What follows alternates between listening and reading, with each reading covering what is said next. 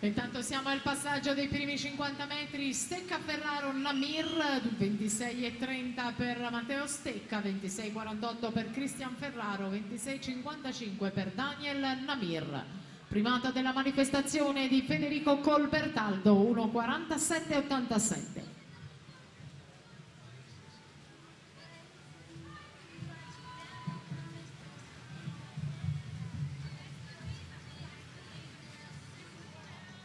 Ancora Matteo Stecca al comando, 55,34, a 10 centesimi Ferraro in seconda posizione, poi Namir.